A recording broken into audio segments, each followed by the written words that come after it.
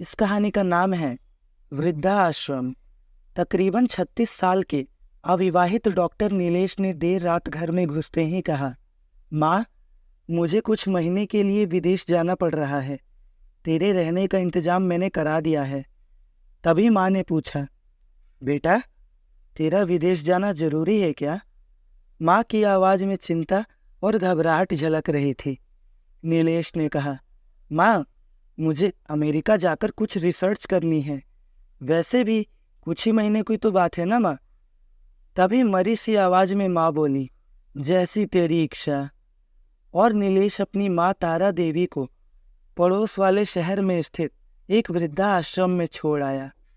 वृद्धा आश्रम में आने पर शुरू शुरू में हर बुजुर्ग के चेहरे पर जिंदगी के प्रति हताशा और निराशा साफ झलकती है, पर तारा देवी के चेहरे पर वृद्धा आश्रम में आने के बावजूद कोई शिकन तक ना थी। एक दिन आश्रम में बैठे कुछ बुजुर्ग आपस में बात कर रहे थे। उनमें 2-3 महिलाएं भी थी। उनमें से एक ने कहा, डॉक्टर का कोई सगा संबंधी नहीं था जो अपनी माँ को यहाँ छोड़ गया। तो वहाँ बैठी एक महिला बोली, तारा देवी के पति की मौत जवानी में ही हो गई थी। तब नीलेश कुल 5 साल का था। पति की मौत के बाद तारा देवी और उसके बेटे को रहने और खाने के लाले पड़ गए। तब किसी भी रिश्तेदार ने उनकी मदद नहीं की। तारा देवी ने लोगों के कपड़े सिल कर अपने बेटे को पढ़ाया। बेटा भी पढ़ने में बहुत तेज था, तभी तो वो डॉक्टर बन सका।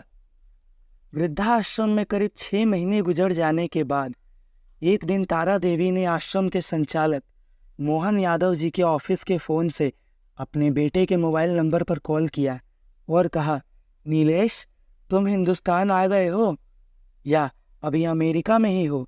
नीलेश का जवाब था, माँ, अभी तो मैं अमेरिका में ही हूँ। 3-3, 4-4 महीने के अंतराल पर तारा देवी नीलेश को फ़ोन करती। उसका एक ही जवाब होता, मैं अभी वहीं हूँ, जैसे ही अपने देश आऊँगा तुझे बता दूंगा। इस तरह तकरीबन 2 साल गुजर गए। अब तो वृद्धाश्रम के लोग भी कहने लगे कि देखो कैसा चालाक बेटा निकला, कितने धोखे से अपनी माँ को यहाँ छोड़ गया।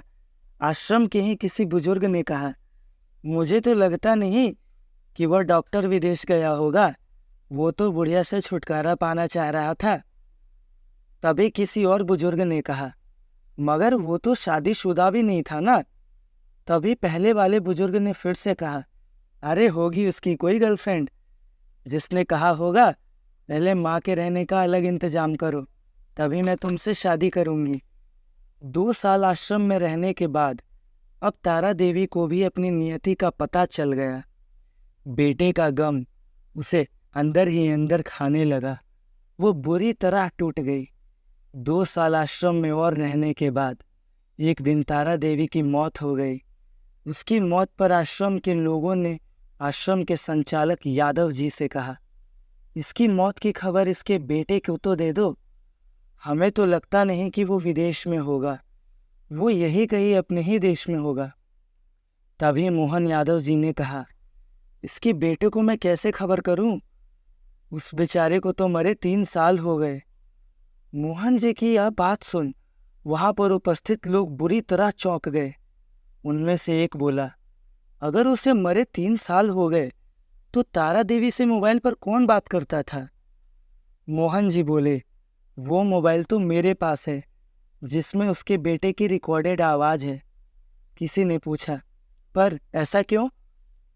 तब मोहन जी बोले कि करीब 4 साल पहले जब नीलेश अपनी माँ को यहाँ छोड़ने आया तो उसने मुझसे कहा, मोहन जी, मुझे ब्लड कैंसर हो गया है और डॉक्टर होने के नाते मैं अच्छी तरह जानता हूँ कि इसकी आखिरी स्टेज में मुझे बहुत तकलीफ़ होगी।